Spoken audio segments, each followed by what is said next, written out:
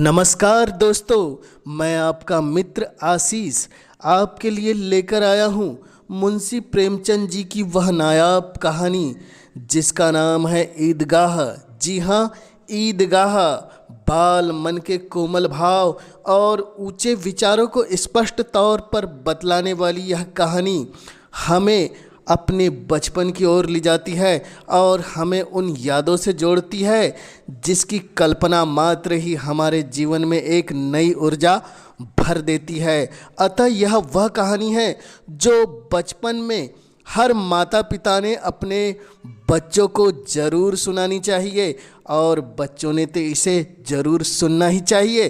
तो लीजिए शुरू करते हैं कहानी ईदगाह। उससे पहले आपसे मुस्कुराहट भरा आग्रह, चैनल पर पहली बार आए हैं तो चैनल को कर दे सब्सक्राइब और इस ऑडियो को ज़रूर कर दे लाइक। तो लीजिए बगैर देर किए अब शुरू करते हैं वह कहानी जिसका आपको बड़ी बेसब्री से इंतज़ार है। जी हाँ, ईदगाह। रमज़ान के पूरे 30 रोज़ों के बाद ईद आई है। कितना मनोहर, कितना सुहावना प्रभात है। वृक्षों पर कुछ अजीब हरियाली है। आज का सूर्य देखो कितना प्यारा, कितना शीतल है, मानो संसार को ईद की बधाई दे रहा है। गांव में कितनी हलचल है। ईदगाह जाने की तैयारियां हो रही है। लड़के सबसे ज़्यादा प्रसन्न हैं। किसी ने एक रोज़ा रखा है, किसी ने वह भी नहीं, लेकिन ईदगाह जाने की खुशी उनके हिस्से की चीज़ है। रोज़ ईद का नाम रटते थे, आज वह आ गई। अब जल्दी पड़ी है कि लोग ईदगाह क्यों नहीं चलते। सभी बार बार जेब से अपना खजाना निकाल कर गिनते हैं और खुश होकर फिर उसे रख लेते हैं। महमूद गिनता है 1 2 10 12। उसके पास 12 पैसे हैं। मोहसिन के पास 1 2 3 8 9 15 पैसे है। इन्हीं अनगिनत पैसों में अनगिनत चीज़ें लाएंगे, खिलौने, मिठाइयाँ, बिगुल, गेंद और न जाने क्या क्या। सबसे ज़्यादा प्रसन्न है हामिद। वह 4-5 साल का गरीब दुबला पतला लड़का जिसका बाप गत वर्ष हैजे की भेंट हो गया और माँ न जाने क्यों पीली होती होती एक दिन मर गई। किसी को पता न चला क्या बीमारी है। कहती तो कौन सुनने वाला था। दिल पर जो कुछ बीतती थी वह दिल में ही सहती थी और जब न सहा गया तो संसार से विदा हो गई। अब हामिद अपनी बूढ़ी दादी अमीना की गोद में सोता है और उतना ही प्रसन्न है। उसके अब्बाजान रुपया कमाने गए हैं, बहुत सी थैलियाँ लेकर आएंगे। अम्मी जान अल्लाह मियाँ के घर से उनके लिए बड़ी अच्छी अच्छी चीज़ें लाने गई है, इसलिए हामिद प्रसन्न है। आशा तो बड़ी चीज़ है और फिर बच्चों की आशा, उनकी कल्पना तो राई का पर्वत बना लेती है। हामिद के पाँव में जूते नहीं हैं, सिर पर एक पुरानी धुरानी टोपी है जिसका गोटा काला पड़ गया है, फिर भी वह प्रसन्न है। उसके अब्बाजान थैलिया और अम्मी जान नियामतें लेकर आएगी तो वह दिल खोल के अरमान निकाल लेगा। तब देखेगा मोहसिन, नूरे और सम्मी कहाँ से उतने पैसे निकालेंगे। अमीना अपनी कोठरी में बैठी रो रही है। आज ईद का दिन है और उसके घर में दाना नहीं। आज आबीद होता तो क्या इसी तरह ईद आती और चली जाती। इस अंधकार और निराश में वह डूबी जा रही थी। हामिद भीतर जाकर दादी से कहता है, तुम डरना नहीं अम्मा, मैं सबसे पहले आऊँगा, बिल्कुल न डरना। अमीना का दिल कचोट रहा है। गांव के बच्चे अपने अपने बाप के साथ जा रहे हैं। हामिद का बाप अमीना के सिवा और कौन है, उसे कैसे मेले जाने दे। उस भीड़ भाड़ में बच्चा कहीं खो जाए तो क्या हो। नहीं, अमीना ये नहीं होने देगी। नहीं, इस नन्ही सी जान को वह मेले में नहीं भेजेगी। पैरों में छाले पड़ जाएंगे, जूते भी तो नहीं हैं। वह थोड़ी दूर दूर पर उसे गोद में ले लेगी, लेकिन यहाँ सेवैया कौन पकाएगा। पैसे होते तो लौटते लौटते सब सामग्री जमा करके चटपट बना लेती। यहाँ तो घंटों चीज़ें जमा करते लगेंगे, मांगे ही का तो भरोसा ठहरा। उस दिन फहीमन के कपड़े सिले थे, 8 आने पैसे मिले थे। उस अठन्नी को ईमान की तरह बचाती चली आती थी इसी दिन के लिए। लेकिन कल ग्वालन सिर पर सवार हो गई तो क्या करती। हामिद के लिए कुछ नहीं तो 2 पैसे का दूध तो चाहिए ही। अब तो कुल 2 आने पैसे बचे रहे, 3 पैसे हामिद के जेब में, 5 अमीना के बटवे में। यही तो बिसात है। और ईद का त्यौहार, अल्लाह ही बेड़ा पार लगाए, बच्चे को खुदा सलामत रखे, यह दिन भी कट जाएंगे। गांव से मेला चला और बच्चों के साथ हामिद भी जा रहा था। कभी सबके सब दौड़कर आगे निकल जाते, फिर किसी पेड़ के नीचे खड़े होकर साथ वालों का इंतजार करते। यह लोग क्यों इतने धीरे चल रहे हैं। हामिद के पैरों में तो जैसे पर लग गए हैं। वह कभी थक सकता है। शहर पास आ गया, हलवाइयों की दुकानें शुरू हुई। आज खूब सजी हुई है। इतनी मिठाइयाँ कौन खाता है। देखो ना, एक एक दुकान पर मनो होगी। आगे चलने पर बस्ती घनी होने लगी। ईदगाह जाने वालों की टोलियां नजर आने लगी, एक से एक भड़कीले वस्त्र पहने हुए, कोई इक्के तांगे पर सवार, कोई मोटर पर। सभी के सभी इत्र में बसे, सभी के दिलों में उमंग। ग्रामीणों का यह छोटा सा दल अपनी विपन्नता से बेखबर संतोष और धैर्य में मगन चला आ रहा था। बच्चों के लिए नगर की सभी चीज़ें अनोखी थी। किसी चीज़ की ओर ताकते ताकते ही रह जाते और पीछे से बराबर हारने की आवाज़ पर भी न चेतते। हामिद तो मोटर के नीचे आते आते बचा। सहसा ईदगाह नजर आया। ऊपर इमली के घने वृक्षों की छाया है, नीचे पक्का फर्श है जिस पर जाजिम बिछा हुआ है और रोजेदारों की पंक्तियाँ एक के पीछे एक न जाने कहाँ तक चली गई है, पक्की जगत के नीचे तक, जहाँ जाजिम भी नहीं है। नए आने वाले आकर पीछे की कतार में खड़े हो जाते हैं। आगे नहीं, यहाँ कोई धन और पद नहीं देखता। इस्लाम की निगाह में सब बराबर है। इन ग्रामीणों ने भी वजू किया और पिछली पंक्ति में खड़े हो गए। कितना सुंदर संचालन है, कितनी सुंदर व्यवस्था। लाखों सिर एक साथ सजदा में झुक जाते हैं, फिर सब के सब एक साथ खड़े हो जाते हैं, एक साथ झुकते हैं और एक साथ घुटनों के बल बैठ जाते हैं। कई बार यही क्रियाएं होती है जैसे बिजली के लाखों बत्तियां एक साथ प्रदीप्त हो और एक साथ बुझ जाए और यही क्रम चलता रहे।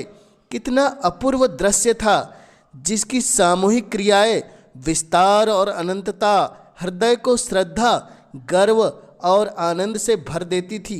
मानो भ्रातृत्व का एक सूत्र इन समस्त आत्माओं को एक लड़ी में पिरोए हुए है। नमाज खत्म हो गई, लोग आपस में गले मिल रहे हैं। तब मिठाई और खिलौनों की दुकान पर धावा होता है। ग्रामीणों का यह दल इस विषय में बालकों से कम उत्साही नहीं है। यह देखो हिंडोला है, 1 पैसा देकर चढ़ जाओ। कभी आसमान पर जाते हुए मालूम होंगे, कभी जमीन पर गिरते हुए। यह चरखा है, लकड़ी के हाथी घोड़े ऊँटों पर बैठते हैं।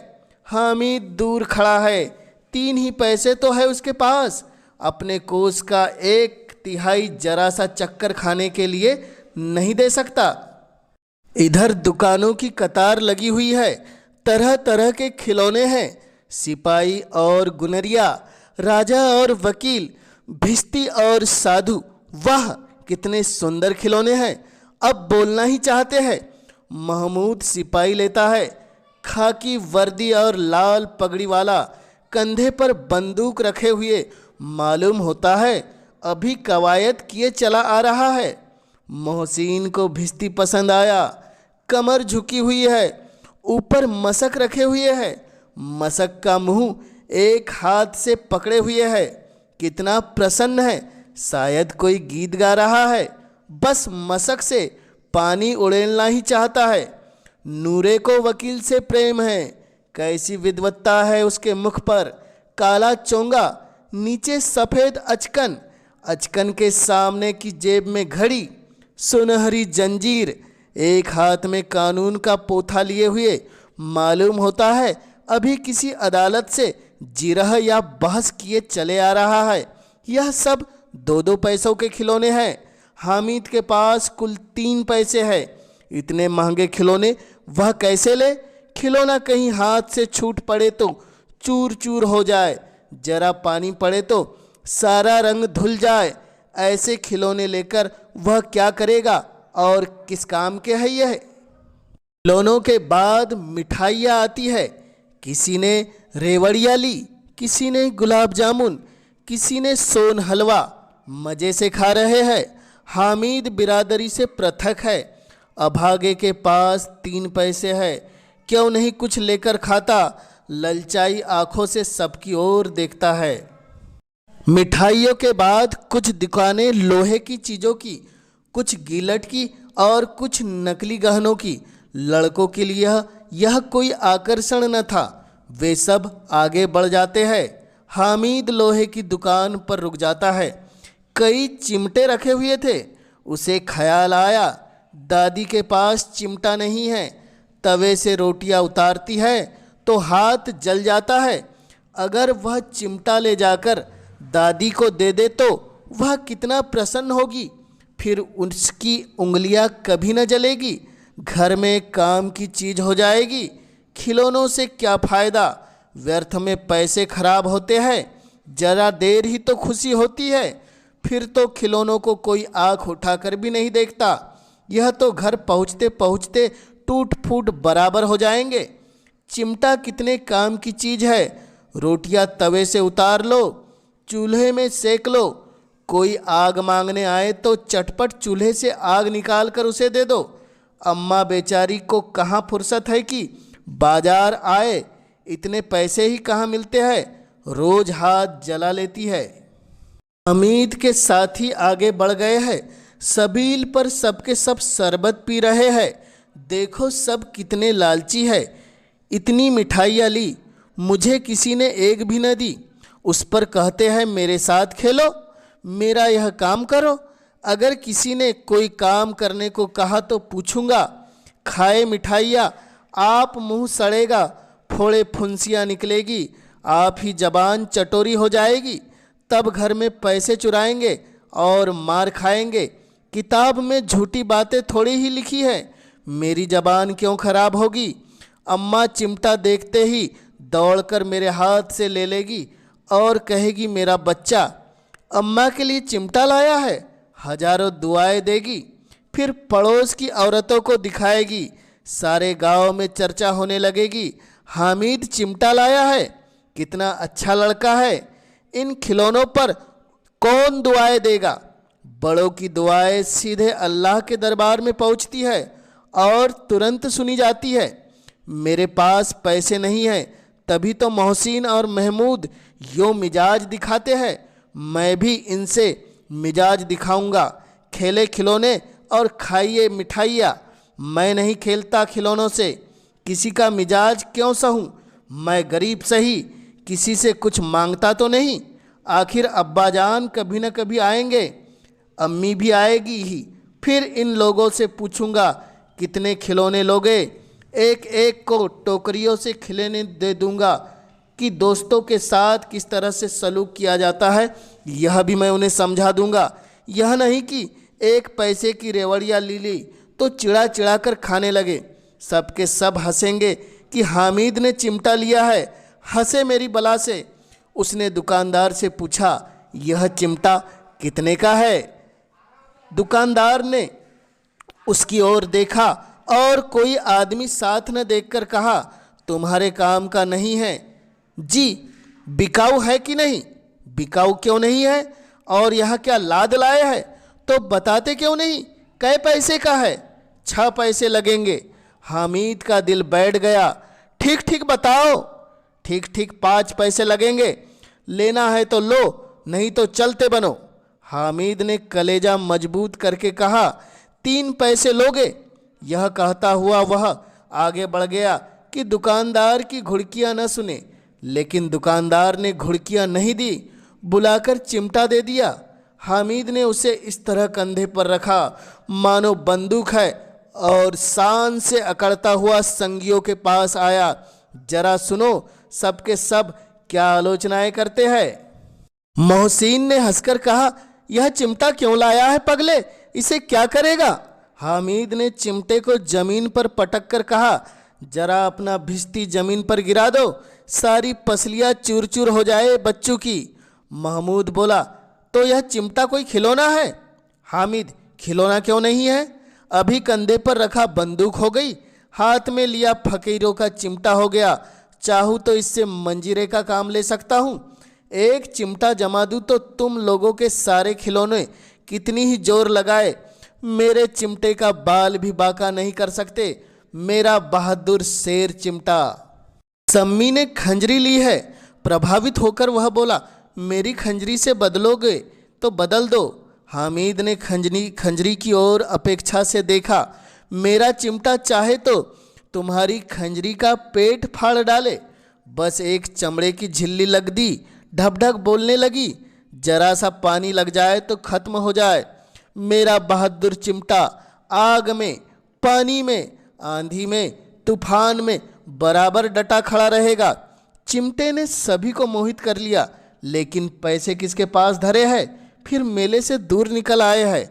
9 कब के बज गए, धूप तेज हो गई, घर लौटने की जल्दी हो रही है। बाप से जिद भी करे तो चिमटा नहीं मिल सकता। हामिद है बड़ा चालाक, इसलिए उसने अपने पैसे बचा रखे थे। 11 बजे गांव में हलचल मच गई। मेले वाले आ गए। मोहसिन की छोटी बहन ने दौड़कर भिश्ती उसके हाथ से छीन लिया और मारे खुशी के उछली तो मियाँ भिश्ती नीचे आकर सुरलोक सिधार गए। वकील साहब के लिए दीवार में 2 खुटिया गाड़ी गई। उन पर लकड़ी का एक पटरा रखा गया। पटरे पर कागज कालीन बिछाया गया। वकील साहब राजा भोज की भांति सिंहासन पर विराजे। नूरे ने उन्हें पंखा झलना शुरू किया। मालूम नहीं पंखे की हवा से या पंखे की चोट से वकील साहब स्वर्गलोक से मृत्युलोक में आ रहे और उनका माटी का चोला माटी में मिल गया। अब रहा महमूद का सिपाही, उसे चटपट गांव पर पहरा देने का चार्ज मिल गया। लेकिन पुलिस का सिपाही कोई साधारण व्यक्ति तो नहीं जो अपने पैरों पर चले, वह पालकी पर चलेगा। एक टोकरी आई जिसमें सिपाही साहब आराम से लेटे। नूरे ने टोकरी उठाई और द्वार का चक्कर लगाने लगा। उसके दोनों भाई सिपाही की तरह छोने वाले जागते रहो पुकारते चले गए, मगर रात अंधेरी होनी चाहिए। महमूद को ठोकर लग जाती है। टोकरी उससे हाथ से छूटकर गिर पड़ती है और मियाँ सिपाही अपनी बंदूक लिए जमीन पर आ जाते हैं और उनकी एक टांग में विकार आ जाता है। महमूद को आज ज्ञात हुआ कि वह अच्छा डॉक्टर है। उसको ऐसा मरहम मिल गया जिससे वह टूटी टांग को आनन फानन जोड़ सकता है। केवल गुलर का दूध चाहिए, टांग जोड़ दी जाती है। लेकिन सिपाही को ज्यों ही खड़ा किया जाता है, टांग जवाब दे देती है। शल्य क्रिया असफल हुई तब उसकी दूसरी टांग भी तोड़ दी जाती है। अब कम से कम एक जगह आराम से बैठ तो सकता है। एक टांग से न तो चल सकता था न बैठ सकता था। अब मियाँ हामिद का हाल सुनिए। अमीना उसकी आवाज़ सुनते ही दौड़ी और उसे गोद में उठाकर प्यार करने लगी। सहसा उसके हाथ में चिमटा देखकर वह चौंकी। यह चिमटा कहाँ का था? मैंने मोल लिया है। कै पैसे में? 3 पैसे दिए। अमीना ने छाती पीट ली। यह कैसा बेसमझ लड़का है कि दोपहर हुआ कुछ खाया न पिया, लाया क्या चिमटा? सारे मेले में तुझे और कोई चीज न मिली जो यह लोहे का चिमटा उठा लाया? हामिद ने अपराधी भाव से कहा, तुम्हारी उंगलियां तवे से जल जाती थी इसलिए मैंने इसे लिया। बुढ़िया का क्रोध तुरंत स्नेह में बदल गया और स्नेह भी वह नहीं जो प्रलग्न होता है और अपनी सारी कसक शब्दों में बिखेर देता है। यह मूक स्नेह था, खूब ठोस, रस और स्वाद से भरा। बच्चे में कितना त्याग, सद्भावना, कितना विवेक है। दूसरों को खिलौने लेते और मिठाई खाते देखकर इसका मन कितना ललचाया होगा। इतना जब्त इससे हुआ कैसे? वहाँ भी इसे अपनी बूढ़ी दादी की याद बनी रही। अमीनी का मन गदगद हो गया। वह रोने लगी, दामन फैलाकर हामिद को दुआएं देती और आंसू की बड़ी बड़ी बूंदें गिरती जाती। हामिद इसका रहस्य क्या समझ पाता? तो यह थी मुंशी प्रेमचंद जी की कहानी ईदगाह, जिसमें एक मुस्लिम लड़के हामिद की कहानी के माध्यम से प्रेमचंद जी ने बच्चों की परवरिश कैसे करे और किस तरह नेक रास्ते पर चलना सिखलाए, जिससे वह भविष्य में अपने आप को एक सक्षम और आत्मनिर्भर समझ सके, यह स्पष्ट तौर पर बतलाया है। वर्तमान समय में बच्चों की आदतों में जो बदलाव आया है, इसका मुख्य कारण इस कहानी में स्पष्ट बतलाया गया है और एक नेक शिक्षा दी गई है अभाव की। प्रारंभिक जिंदगी में भविष्य को वैभवशाली सफ़र पर ले जाने के लिए जिस चीज़ की हमें सख्त आवश्यकता होती है, बच्चों में वह कैसे उत्पन्न की जाए, इस चीज़ का बड़ी गहराई से इसमें अध्ययन कर बतलाया गया है। ऑडियो में अब तक समय देने के लिए दिल की गहराइयों से आपका धन्यवाद। और चैनल पर पहली बार आए हैं तो इसे ज़रूर कर दे सब्सक्राइब और सुनते रहिए इस चैनल के माध्यम से अच्छी अच्छी कहानियाँ और अच्छे अच्छे विचार।